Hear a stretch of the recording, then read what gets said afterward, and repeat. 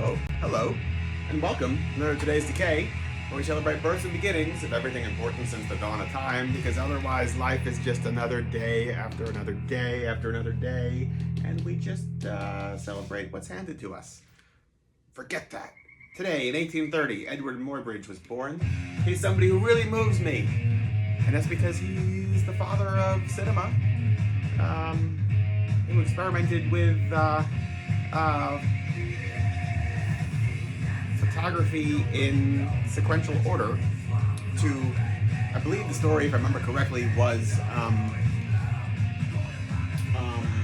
to like win a bet of like, does a horse ever fully leave the ground, or is there always like one hoof on the floor? So he designed like a whole series of cameras to like capture movement, and in the process this is like sequential photography or whatever. I think I'm missing I'm not saying the right word here, but I think you get the point. Without Edward Muybridge, we would not have films. No moving pictures without Edward Muybridge, who is featured in the Museum of the Moving Image.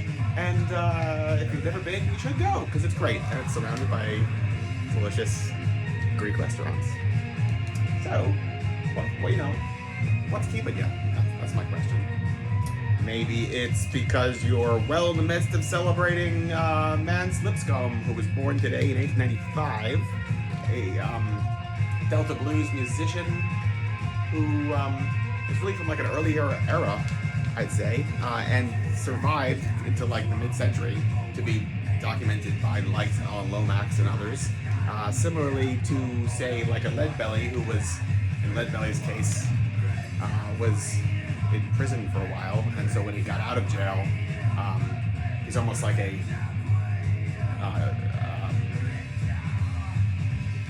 time traveler from the past who like is just playing music the way he did decades earlier, even though like music has evolved. Mance is kind of similar in that he's just like so old that like this is living, breathing history, and it's wonderful to have him in like what was then the modern era, which is now also ancient history. Time just flies, right? We must be having fun. What else? Carl Perkins, born today, 1932. I love Carl Perkins. There's a great book called Go Cat Go, the Carl Perkins story, not to be confused with the other Go Cat Go book, which is just like listing various rockabilly musicians.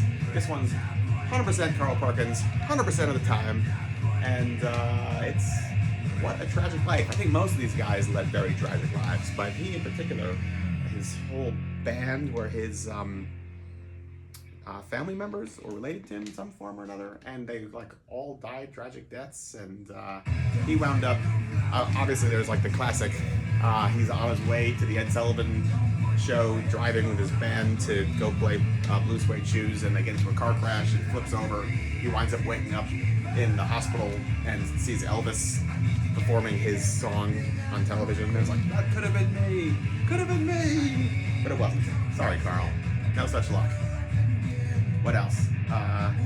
He also got his fingers chopped off live on stage while playing, and like a rotary fan like went to go like take a bow, and like gone, and had to like relearn how to play guitar with less fingers.